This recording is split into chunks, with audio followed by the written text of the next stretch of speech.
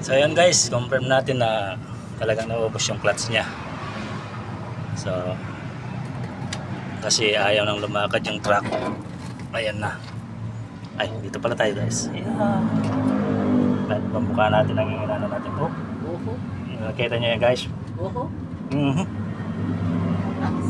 Yan.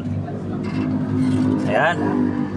So ito lang, clutch lining. Confirm na natin na basag-basag yung clutch lining niya. Kaya ayaw na tumakbo. So ayan.